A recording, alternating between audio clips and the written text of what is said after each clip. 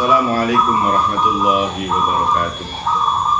Bismillahirrahmanirrahim. Hamdan wa syukran lillah. Assalatu wassalamu ala rasulillah wa ala alihi wa ashabihi wa mawala amma ba'du. Qala Allah ta'ala fi kitabihil karim. A'udzu billahi minasy syaithanir rajim.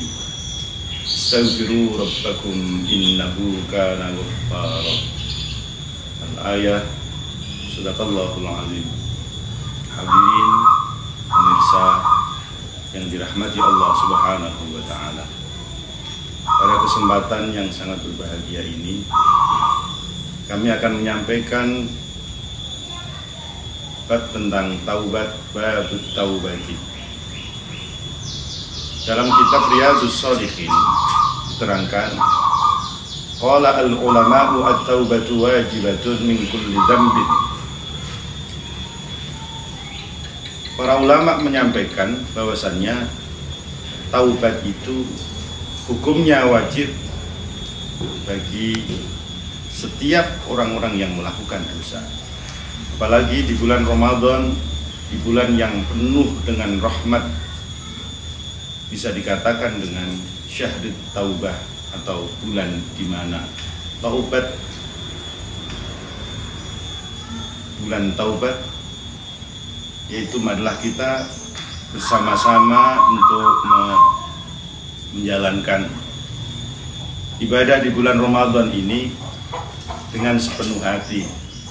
Khususnya untuk masalah taubat, maka para ulama menyampaikan bahwasannya taubat itu hukumnya wajib untuk setiap dosa. Fa in kanat al-ma'siyatu bainal 'abdi wa bainallahi ta'ala la tata'allaqu bihaqqi adamiyyin falaha thalathatu syurut.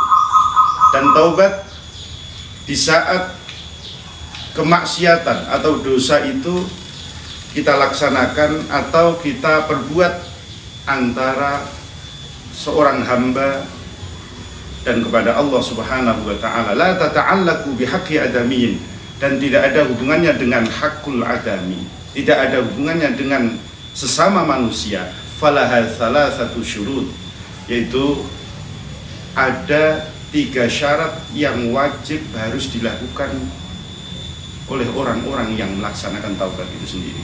Ahaduha, yang pertama, ayyukli'a anil maksiyati, yaitu taubat itu bahasa Jawanya itu harus dibedol, dicabut, ya, dicabut anil maksiyati, dari kemaksiatan.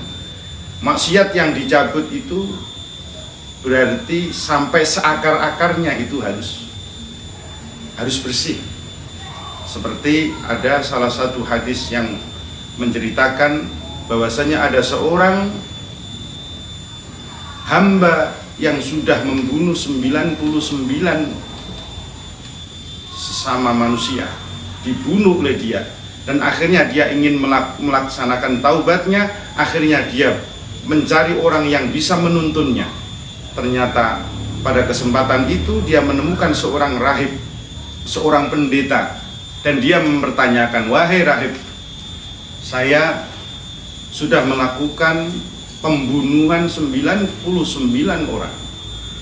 Apakah dosa-dosa saya akan diampuni oleh Allah Subhanahu wa taala?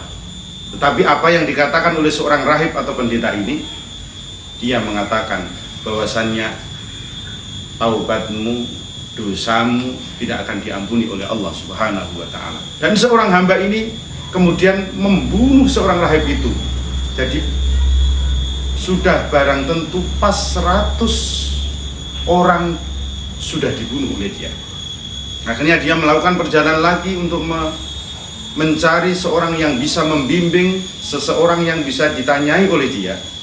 Pada akhirnya dia bertemu dengan seorang ulama, dan dia mempertanyakan sama seperti apa yang dia tanyakan kepada seorang rahib atau pendeta itu tadi.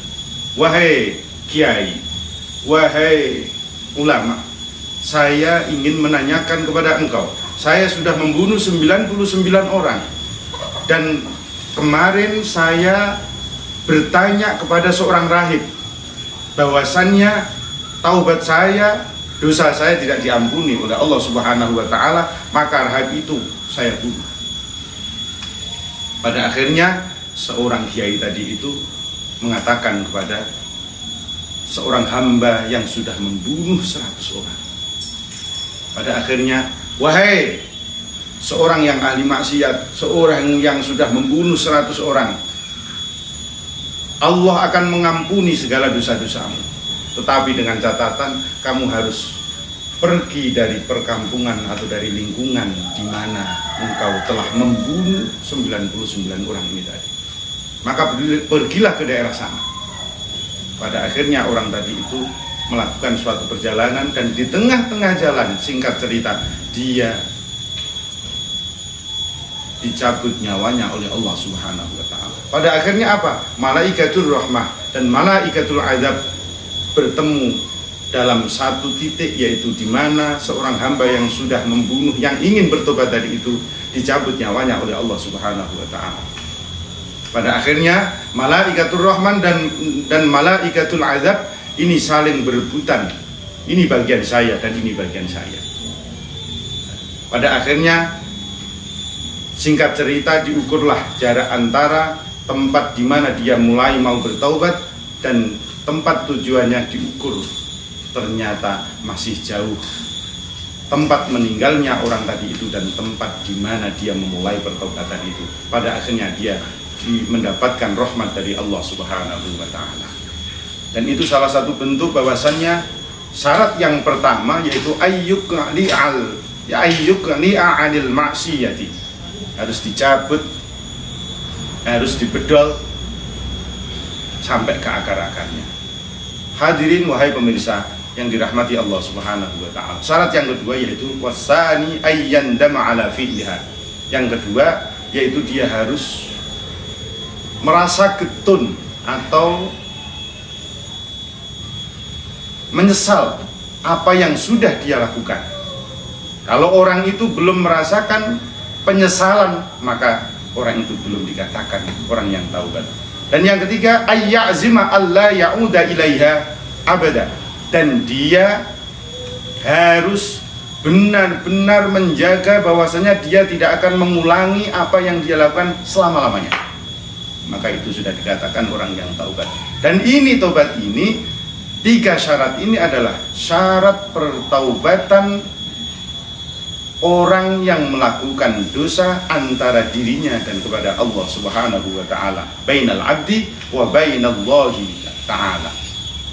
Tapi ada syarat yang satu lagi, yaitu wa in kanat al ma'siyatu tata'allaku bi adamiyyin fasyurutuha arba'atun. Syarat yang satu ini adalah syarat yang menyatakan bahwasannya kalau dosanya ini dilakukan antara sesama manusia. Wahai pemirsa yang dirahmati Allah Subhanahu wa Ta'ala, syarat yang keempat ini sangat berat sekali, bahwasannya ada yang menyatakan bahwasannya dosa yang kita lakukan kepada sesama manusia 70 menit, 70 detik saja, maka lebih berat kita mendapatkan ampunan dari Allah dibandingkan kita berbuat dosa 70 tahun kepada Allah Subhanahu wa Ta'ala. Dan syarat yang keempat ini adalah fa in kanat malan aw nahwahu raddahu ilaihi wa in kanat hadda qadfin wa nahwahu makkannahu minhu aw talaba afwahu wa in kanat ghibatan istahallahu. Jadi yang keempat ini, misalkan orang ini mempunyai dosa dan urusannya dengan harta benda, maka dia harus mendapatkan, dia harus mengembalikan harta benda yang dia ambil dari orang tadi. Misalkan orang ini sudah menyakiti hati orang lain, maka dia harus dia harus meminta maaf kepada orang yang disakitinya. Dan ketika dia sudah ghibah atau dia sudah menggunjing atau ngerasani istahallahu minha, maka dia harus mencari kehalalan dari orang yang sudah dighibah, orang yang sudah dirasani, orang yang sudah digunjing sama orang ini tadi. Jadi marilah pada kesempatan yang sangat berbahagia ini, di bulan Ramadan, syahrul Ramadan, syahrul taubah, bulan pertaubatan ini, marilah kita pergunakan dengan sebaik-baiknya maka kita akan mendapatkan rahmat dari Allah Subhanahu wa taala. Kurang lebihnya mohon maaf. Qadarallahu wa iyyakum ajma'in. Allahumma waffiq ila aqwamit thariq. Assalamualaikum warahmatullahi wabarakatuh.